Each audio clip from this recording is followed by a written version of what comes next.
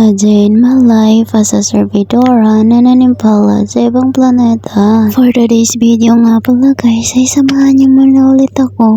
Ang init-init nga pala dito sa labas guys, kaya naman pasok na tayo dito sa loob. Siyempre guys, before anything else magkakape nga pala muna tayo dito. Wala nga pala ako sa mood kumain ngayon guys ng kung ano-ano, kaya magkakape lang tayo dito. Pagkatapos nga pala natin magkape guys, maglalaba nga pala tayo ngayon. Dahil sobrang init ngayon guys, maghubad muna tayo ng damit dito. O yung pang itaas lang guys, baka may biglang magbukas ng ating pintuan, kaya naman hindi ko na inuhubad yung ating pangbaba. Bababad muna pala natin tong ating mga underwear dito bago natin kukusutin. Pati yung ating medyas guys, ibababad na rin natin. Lagyan nga pala natin dito ng konting Suntrox para madali yung pagkusot natin mamaya. At hindi lang pala yan guys, meron pala tayong lalaban dito yung mga shoes, binababad din pala natin to sa sabon at konting Suntrox. At ayun na nga guys, umiikot gaya ng pinapaikot ka lang niya. At nung natapos na nga guys, ito na nga. Itong mga sapatos guys ay sa labas pala natin to isasampay mamaya. Ito naman guys, di ko talaga kaya na maghanger dun sa labas, kaya hinhanger ko dito sa loob bago natin ilalagay sa labas. Ito nga ibang sinampay guys, ililipat natin para ikakalat natin tong ating mga sinampay para mas mabilis naman itong matuyo. Tinadryer ko nga pala ito guys, kaya naman mabilis lang tumatuyo. Mga 10 minutes lang tutuyo na kagad. Pero hindi naman natin to tatanggalin kaagad kasi wala namang ibang maglalaba ngayon, kaya naman hayaan muna natin yan. Pagkatapos ko nga palang maglaba guys, ay nandito na pala ako para magplancha naman ako ng mga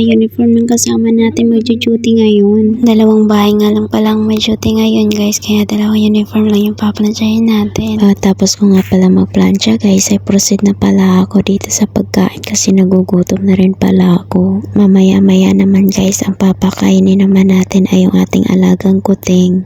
It's time to feed my baby. Where is my baby? Still asleep, my baby? Still asleep, my baby?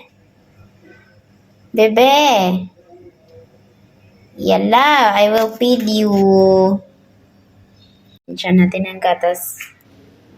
Ito yung gagamitin natin kasi hindi pa siya marunong ganyan. So, isasalpak natin sa kanyang bunganga. Ito yung gatas na gagamitin natin. Diba? So, kunti na lang to kanya man to. Kasi naubos na niya kasi yung nanay namin dito, ang dami-dami niyang maglagay. So, ngayon, pifeed natin siya. Dali natin siya dito. Try natin siya. Halika na! Halika na. Hindi ko pa tumatay Gutom ka na ba? Oh! Mahulog ka. Halika dito. Kumakatimpitan ko. Halika dito. Na, baby. Ganyan natin. Tapos, feed natin. Ang ano lang kasi problema nito, pumapalag, nakaasar.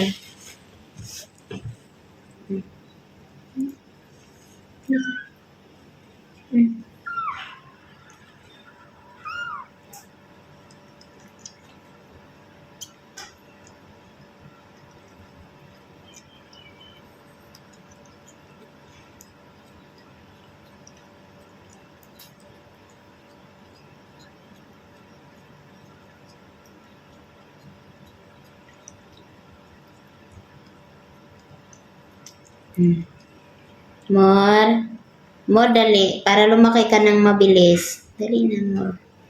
More na, more.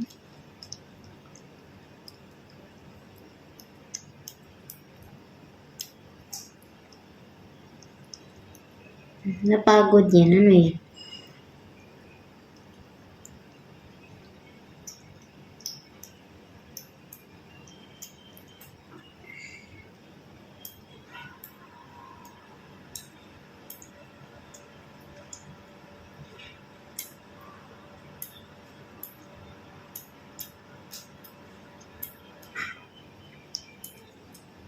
Tapos na?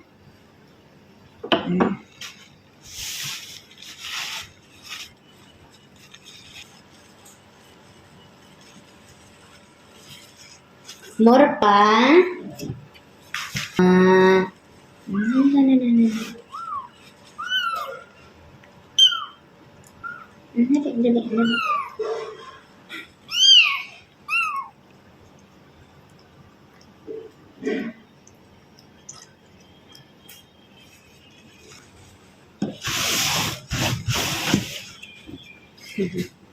Mulog ka, ha? Dito ka sa labas. At nung pagkatapos nga guys, ay pasok naman tayo dito sa loob ng bahay. Siyempre guys, mag-impento na naman tayo dito ng mainom. Gumawa nga pala ako ng cappuccino dito guys. At sinubukan ko nga i-design pero hindi ko naman nagawa. Cappuccino nga pala to na may ice guys ang gagawin natin ngayon. Gaya lang din to nung ginagawa ko dati. At ito na nga yun guys. Siyempre guys, pagkatapos nga dito natin mag-inom ng cappuccino, bubulkasin nga na pala natin tong ating mga sinampay. Sabi ko naman 10 minutes lang pero parang inabutan yata ng gabi. Lutong na to sa sobrang init. Pagkatapos ko nga tanggalin lahat yung sinampay natin ay lumabas nga din pala itong aking kuting. Nakakatuwa lang talaga guys kasi marunong na talaga siya maglaro mag-isa. Tayo na nga guys, kasi gabi na maghahaponan na ulit tayo. Sopas nga pala yung kakainin lang natin ngayon. Hanggang dito na lang guys. Maraming salamat sa inyong panunood. Bahala na kayo dyan kung mauumay kayo sa mga video kong paulit-ulit. Daily routine nga, diba? Bye-bye!